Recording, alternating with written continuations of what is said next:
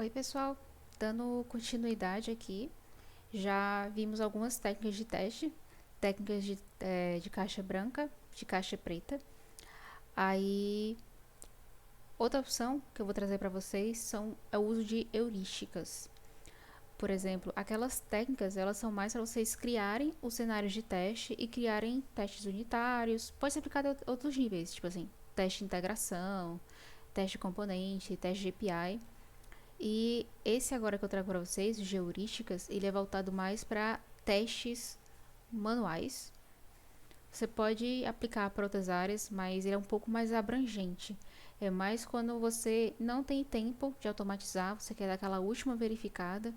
Como é que eu testo o meu software e encontro os cantos que tem maior probabilidade de dar problema? A gente usa heurísticas. Heurísticas são a maneira de pensar para encontrar problemas. Você vai literalmente utilizar a experiência de outras pessoas que desenvolveram aquelas heurísticas a seu favor. Em vez de você pensar do que você deveria fazer, você vai usar o que elas já fizeram, o que elas já escreveram, que elas já fizeram e comprovaram. Eu olhei esses pedaços aqui e eu costumo encontrar mais problemas. Mesmo se você parar para pensar, quando você vai testar uma aplicação manualmente, você meio que já faz isso. Você faz baseado nas suas experiências anteriores, geralmente experiências ruins. Ok, pronto.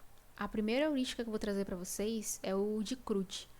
CRUD, quando a gente fala CRUD, a gente lembra aquele negócio, tem um formulário, alguma maneira de criar um objeto, ler esse objeto, atualizar esse objeto e deletar depois, certo? Mas além desse termo, é um termo bem conhecido assim na engenharia de software, ele também é utilizado como uma heurística. Ou se você tem um elemento que tem essas funcionalidades e você executa uma certa ordem, você pode testar manualmente esse software de uma maneira ótima. Por exemplo, se você criar um objeto, depois de deletar, você testou só o criar e o deletar, mas não testou o ler e o atualizar. Aí você vai ter que criar um outro objeto para ler e atualizar, por exemplo. Você está otimizando o seu tempo quando você usa essa heurística nesse aspecto. Então, aqui tem a ordem. Você cria o produto. Depois que você cria o produto, você vai procurar por esse produto que você criou e verificar se ele está com as informações que você criou esse produto. Isso é muito importante. Não basta ver que ele está na listinha. É importante você, se tiver como, ver dentro, ver se os dados são os mesmos de quando você criou.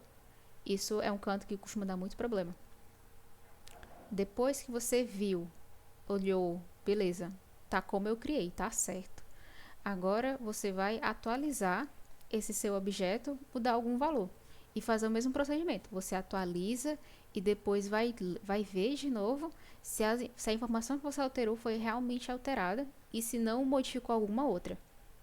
É meio bizarro falando assim, mas às vezes acontece, certo? Você não sabe como o sistema funciona por dentro, em alguns aspectos, ou então tem, sei lá, muitos ajustes técnicos obscuros. Então, por desencargo de consciência, verifique. E por último, você fez todo o ciclo, você deleta. Você deleta o seu objeto e verifica se ele realmente foi deletado. Que às vezes tem cenário que você deleta, o sistema confirma que você deletou, mas se você for ver a lista de produtos, ele está lá, firme e forte.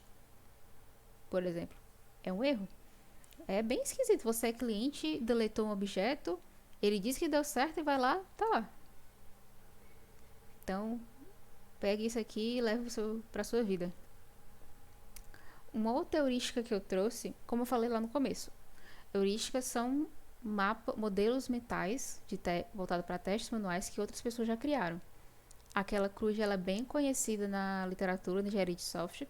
Eu trouxe uma outra foi criada pelo Júlio de Lima, é um brasileiro. Até coloquei o link de onde eu tirei isso. Ele é bem conhecido no meio, certo? Que é uma heurística chamada chique. E o que significa esse chique? Cada letra da sigla significa uma coisa. Aí tem aqui, C, você vai verificar os campos obrigatórios, ver se realmente eles estão sendo requisitados, você não preencher eles, por exemplo, então preencher só uma parte deles. Você vai habilitar e desabilitar formulários. Se tiver a opção de habilitar ou desabilitar, você vai verificar. Pode ser que você desabilite, mas você consiga editar alguma parte ainda do formulário, por exemplo. Acontece. Interrupção de ação. Suponhamos que você submeteu um formulário, ele está carregando, está enviando, aí tem a opção lá de cancelar. Você vai lá e cancela. Você cancela, o que aconteceu? Ele realmente cancelou totalmente sua operação ou ele criou um objeto pela metade do caminho, ficou algum resquício no sistema? Geralmente, quando isso acontece, você exclui tudo, mas pode ser que, por exemplo, o cliente pediu para, nesse tipo de situação, as informações serem salvas para quando você quisesse, como se você tivesse cancelado a criação, mas voltasse para a tela de criar esse objeto, por exemplo, ou então de editar. Vai depender do seu sistema. Outra é a quebra de fluxos. Depois, usabilidade dos menus. Daqui usabilidade é sempre um negócio mais subjetivo, certo? Não vai do seu entendimento, e como, pelo que você entende do seu cliente, o que ele considera assim bom ou ruim. Ou então você faz alguns testes, algum tipo de teste de habilidade, por exemplo. Aquele livro que eu indiquei antes, lá do Steve Krug, eu acho, ele é muito bom nesse aspecto. Outro teste assim bem comum é o estudo de campos, mínimo e máximo. Isso trabalha com aquela técnica de caixa preta que eu mencionei para vocês antes, que é a técnica do valor limite. Por exemplo, eu tenho um campo que eu posso escrever no máximo 10 caracteres. Aí você vai lá e verifica se realmente ele aceita até 10 caracteres, exatos 10 caracteres. Se aceitar até 10, tá corretíssimo. Mas se aceitar 11, por exemplo, temos uma inconsistência. Inclusive, eu não usei esse termo antes, mas na indústria é mais aceito o termo inconsistência do que bug. Porque bug tem um aspecto muito pesado, né? Quando você pensa assim, bug é um negócio que está funcionando errado, mas errado é um negócio muito relativo.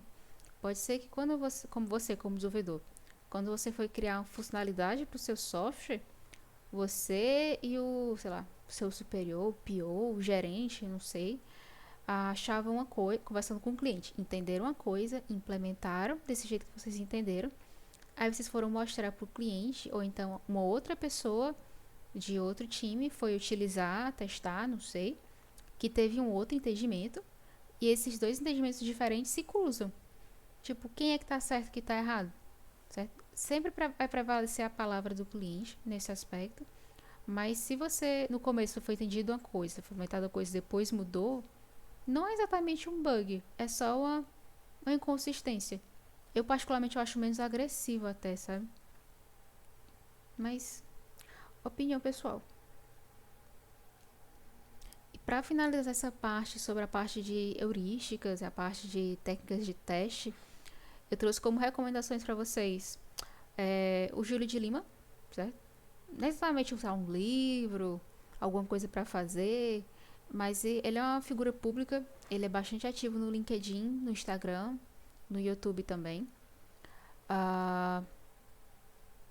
De vez em quando ele bota um material bem, bem bacana, nível básico, tanto para quem está começando na parte de testes de QA, quanto para desenvolvedor. Então é bem interessante seguir ele, pegar umas diquinhas aqui e acolá. Não estou dizendo para você pegar os cursos dele, porque ele tem curso e é dinheiro, certo? Não dependendo do seu nível, você não vai querer investir dinheiro ainda. Então, foque só no conteúdo gratuito. Se você tiver interesse, você pega o pago depois. Uma outra recomendação seria o syllabus pro teste. Tem uma certificação que é muito conhecida na área de teste, chamada CTFL.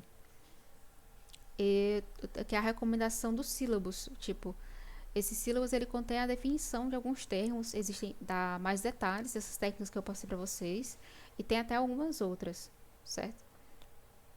Então, ele é gratuito, está disponibilizado. Se vocês pesquisarem CTFL, syllabus, PDF, vocês acham no site oficial, inclusive.